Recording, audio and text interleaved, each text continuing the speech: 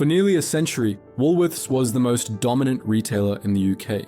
It survived 2 world wars, the Great Depression, and the arrival of the supermarket. It was a brand so embedded in the national psyche that people didn't really think about it, they just went there. Yet, in the winter of 2008, this 99-year-old giant collapsed in just 41 days, leaving 27,000 people jobless, along with gaping holes in town centres, some of which still haven't been filled. But before we dissect the corpse of this national treasure, we have to understand why it mattered so much in the first place. Woolworths started as an experiment in disruptive economics. When Frank Winfield Woolworth brought his 5 and 10 cent concept over from Pennsylvania to Liverpool in 1909, the British press mocked it. They said a store selling everything for 6p or less wouldn't work in a country obsessed with class and service. They were wrong. The first store in Liverpool sold out of its stock in days. Frank Woolworth understood something that British retailers didn't: the power of open display. In the early 1900s, shopping was a formal affair where you asked a clerk for an item and they fetched it. Woolworths put everything out on tables. This allowed people to touch it or to pick it up, giving working class people the ability to check out luxury items without the embarrassment of asking the price. By the mid-20th century, Woolworths had achieved a level of ubiquity that's hard to comprehend today. There was a store in almost every town. The genius of Woolworths was its randomness. It was a general store for the modern age where you could go in for a bag of screws and leave with a Ladybird school shirt and a tin of paint. It defied categorization. It wasn't a hardware store, it wasn't a toy shop, and it wasn't a grocer.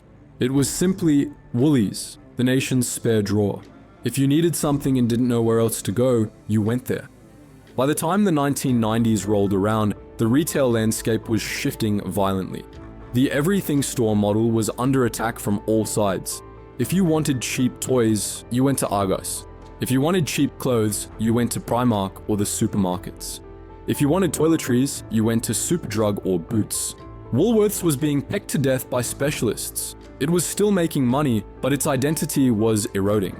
It was becoming a jack of all trades and master of none.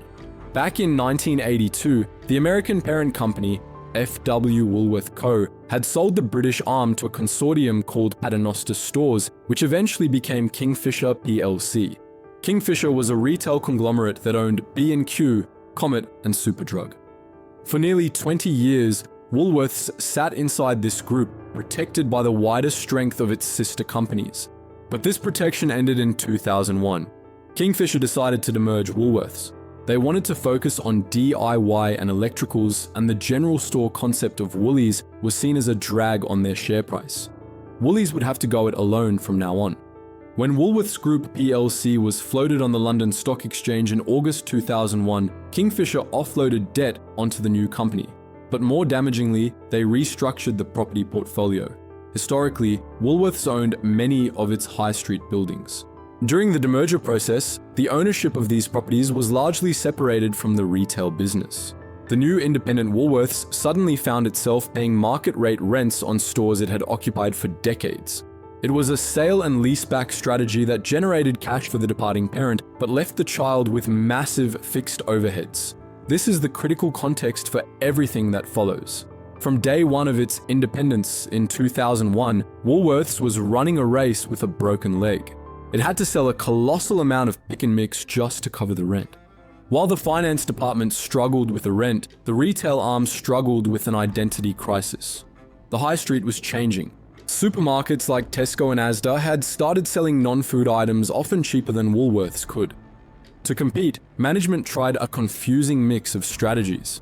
They launched Big W, a chain of out-of-town superstores intended to mimic US stores like Walmart. The idea was to take the Woolworths range and blow it up to warehouse size. It failed. The stores were too big and too expensive to run. On top of that, they spent cash that should have been spent upgrading the tired high street stores. Back on the high street, the product mix was becoming a liability. Woolworths was heavily reliant on entertainment like CDs, DVDs, and video games. At one point, they were the UK's biggest seller of music. But this was a low-margin business. You make pennies on a CD album.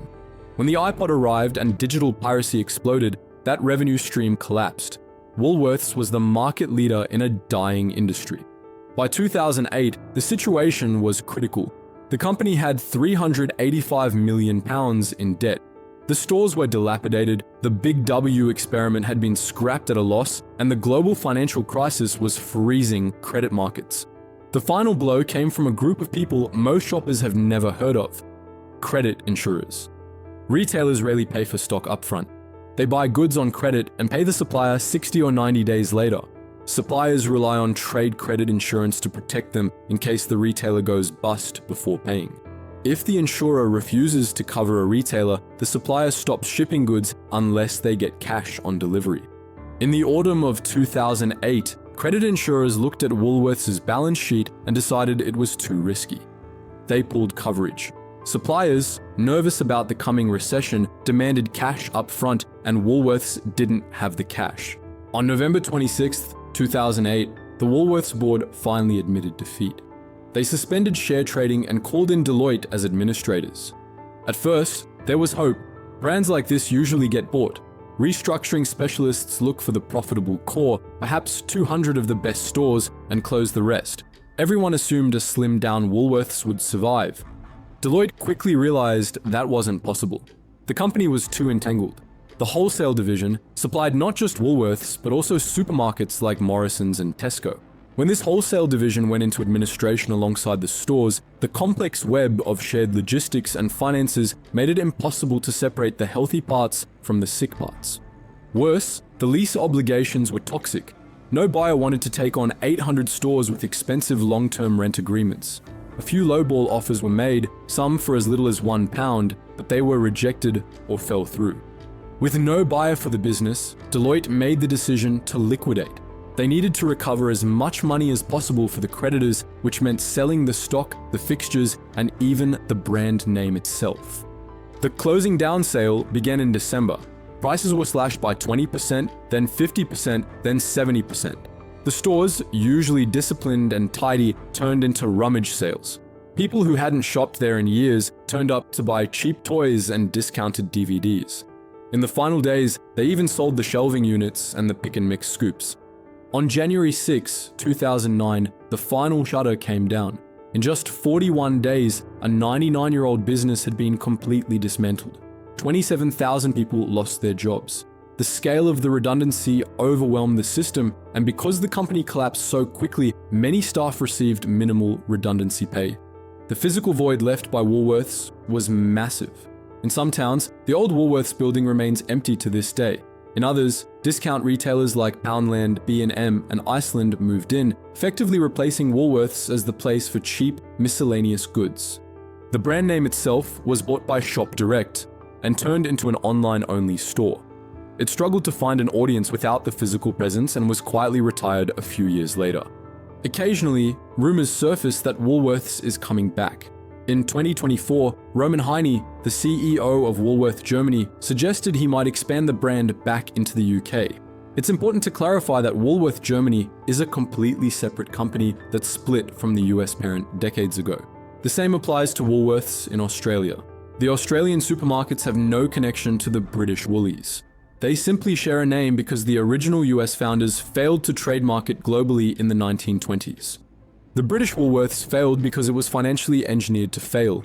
It was saddled with debt and expensive rents that gave it no room to maneuver when the market changed. It couldn't pivot away from CDs and DVDs because it couldn't afford to refit its stores. It couldn't survive the credit crunch because it had no cash reserves. It remains a case study in how a beloved brand can be hollowed out from the inside long before the customers actually stop showing up. But what do you reckon? Do you have fond memories of shopping for pick and mix and CDs as a kid? Did you work there during the final weeks? Let us know in the comments. Thanks for watching, and we'll catch you next time.